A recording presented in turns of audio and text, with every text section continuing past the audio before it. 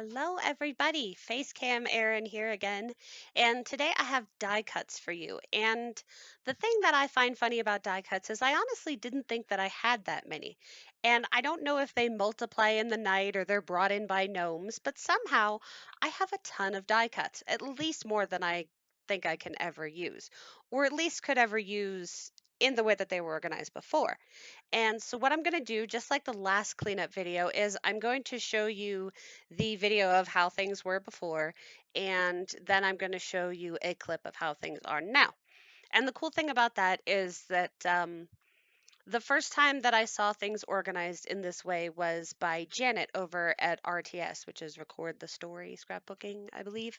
And she's got a ton of videos, so go check her out. I'll try and put her link in the description. And if I don't, please yell at me. Like, we honestly just forget that that happens sometimes.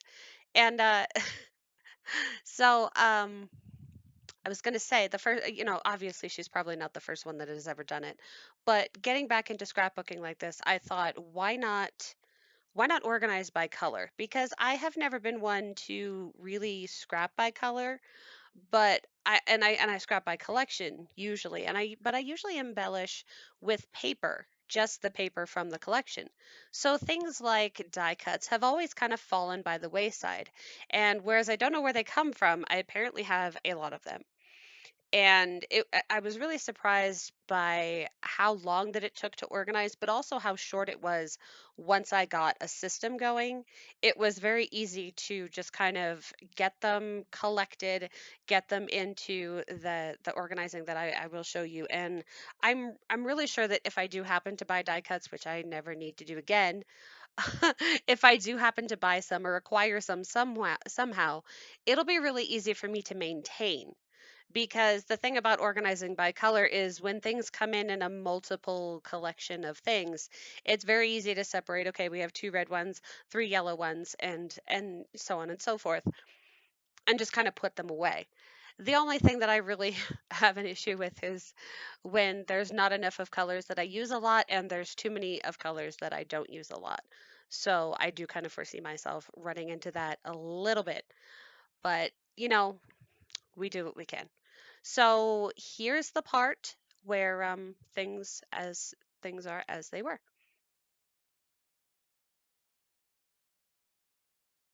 And then this here is my die cut. This I can actually show you. Like, I've showed it before, but I made this picture thing. But this is my die cuts. I really have to reorganize this because the only problem with the way that I keep this is that like if you turn this too fast, these will come out and they're hard to see. And like I said, I don't remember what these all are anymore. So I'm thinking about doing it the way Janet over at RTS Scrapbooking does, where she has a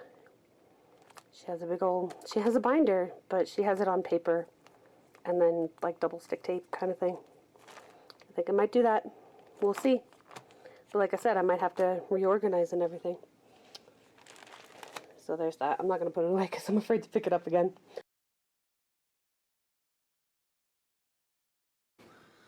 All right, so excuse the glare because this is a brand new binder. I got it from we only have Kmart up here, so I got it from the Kmart like school sale, I guess, and then I just use a little sticky with die cuts right there. And then what I did was I took this took about 2 weeks to do, which I know sounds like a long time, but I was also doing, 4 to 6 hour live streams 3 times a week, which I do every week. If you want to, come on my channel and see it, there's links in the description. But I was also doing that plus trying to color and all of those things. So, it balances out. I was trying to do 2 organizational things at once too, just to make it so, because I knew that I would overtax myself. And so I definitely tried to balance it out a bit. So what I did was I took just basic cardstock and just plain from Walmart kind of cardstock. And it's not bad quality or anything, but it's not like the best quality in the world. And I took some glue, and I used a tiny little glue dot on it's just little white glue, like Elmer's glue or something like that. I think this is like Club Scrap glue I'm trying to use up because I've had it for years and I don't use it on anything. So I figured that, you know, that would work out. And I just glued everything on there enough that it would stick. Like, you know, if you really look, there's really not that much glue on there. And then if I want to use one of these things, you just pull it off. I love how the cable has to get in the way right there. Sorry about that. So the first thing I did was I did the labels. Excuse all the fur. There's fur on pretty much everything. I did all the labels first because I did buy a lot of labels from that, from, not Pink Fresh. I forget what the company's called. But yeah, I bought a lot of labels, and they're just printed labels that, you know, they send you in their various colors and stuff. So I figured I would keep those all together in the front, just so that I could use them up. I overlapped a little bit, but again, there's such a minimal glue on here that you just, you know, you just rip it up. And if I want to refill them, I'm sure I can, but I really don't want to have to buy more die cuts at all. I think I have more die cuts than I'm ever going to need, but you never know. So those were all the labels, and as I went through and found some, I just kind of clustered them together. And then I went in with colors after that. So you can see, even on the acetate ones, the just tiny little glue dot, or dot of glue rather, because it's not actual glue dots. I believe Janet uses sticky tabs or whatever, photo sticky tab. I don't know what they are. But I don't have a Michaels, I don't have a Walmart or anything. I only have the things that I have on hand because stores are over an hour away from our house. So to be able to get anything that's not available at Kmart is pretty much impossible, let alone those 40% off coupons are pretty much invalidated by the time that you have to drive an hour to get to somewhere. So I went with what I had, and what I had was that glue that I wanted to use up. So all I have to do is just rip these up the same way, and I didn't have to cut any sticky tabs because I didn't want to deal with scissors either. So I happen to have some labels already, so I did use, you can't see it, I did use a red label for that. And then you see, as I go through, this one got a little caught, so that'll be fine. As I went through, I just went by color.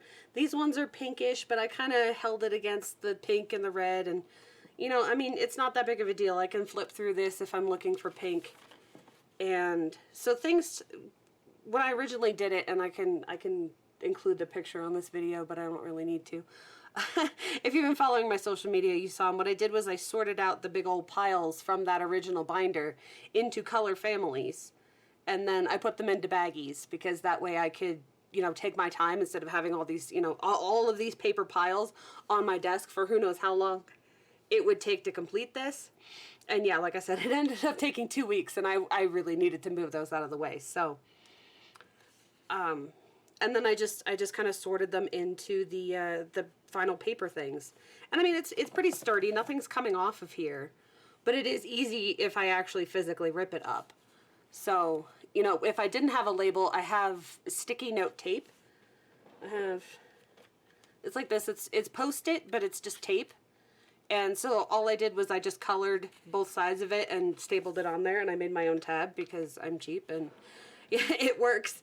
So yeah, this is the orange section, and you can see it's just sorted by color very simply. And some of them are multicolored, but not enough that I couldn't say, yes, that's predominantly yellow, so I would use it with the yellow. And the one thing I noticed was I love that I can see the things that I have. Originally I had these, you know, the houses. Oh, if I want a house, I know I'll just go to that. But I'm not always going to think, oh, I want a house. Or I'm not always going to think, I want a lemonade thing. So I think this way is a lot better. And the thing that I noticed is that I have a lot of colors that I use often, like the green and the blue, which is good because again, I use them often, so I will be able to use them up. And see, there's like the green and the teal are kind of together, and then you have the blue section, which is pretty big. But unfortunately, my pink section is really, really big too. And I think that's owing to the fact that a lot of scrapbookers and paper crafters and everything like pink. So a lot of the collections come with pink in it. And so I'm stuck with a color that I really just don't use very often and don't personally like at all. And I only have a little bit of purple, which I actually do really like, but purple is pretty few and far between in this industry. So you know, these are things that came came in packs that either were predominantly blue or another color that I do use. And then I just kind of have to figure out something to do with the pink. Now, I did end up tossing a few things that were straight up gold. This one has a little bit of gold on it, but it's mostly pink, and that was okay. I don't actually like gold. I'm pretty sure that that die cut pack came in a kit or something, and I kind of got rid of the things that I know there's no way I'm ever going to use. There was one that said blessed that I'm never going to use. There's some words that, you know, phrases and imagery that I'm just never going to use. It's not applicable to me or my books. So there was no point in bothering to put it in here and then knowing every time I went through it, like, oh, I'm not going to use that. Well, just don't have it, you know. There's wanting to use something up, and then there's something you know you're just never going to use. So, you know, things with generic phrases and stuff like that, I was fine. Like daily and today, a lot of those probably came from my kits and stuff. And you know, again, there was gold trying to be in there and trying to get me to use it up, and I'm like, I don't like gold though. I won't like the look of it when it's on my pages. So what's the point? Like this one, I'll probably just cut that off. But I was too lazy when I was putting this together.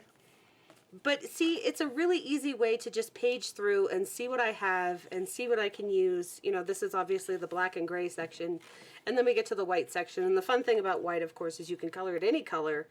So I can retexture all of these. I know it's probably really hard to see, but there's all of these clouds, die cut clouds and phrases and stuff. I can recolor those with inks or Copics or whatever I want. And then this is the multicolor section, which obviously, you know, if you have something that's rainbow, I'm not going to be able to pick out a predominant color from the literal rainbow. So I didn't really worry about those ones that I said, oh, that's really multicolored. Where would that go? I just figured I would go ahead and make a section. I made a small section, but it's really not difficult for me to hole punch another sheet of paper to put that in there. So, you know, it didn't really bother me. But yeah, that's it. So this is my die cut collection. I have way more than I thought I did, honestly. And I think way more than I probably will ever need. But we'll see, because I have a feeling that there are some, here, let me get rid of the glare. I have a feeling that there are some hiding in those collection packs. So, but as I want to be able to scrapbook with the collection a little bit before I start, you know, separating things out, and then it will go by color, and it'll be very fast. It won't take the 2 weeks, because if you have just one little packet, you're going to be able to break it up very easily. So I wasn't really worried about that. But yeah, so that's it for this video. I'm not going to switch back to face cam or anything. I want to thank everybody for watching. I hope you're enjoying this little series of the before and after of my organizing.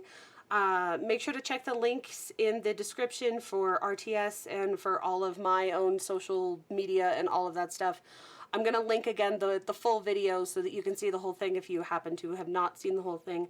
I do monetize the channel now, so if you're one of those people that turns off your ad blocker, thank you so very much.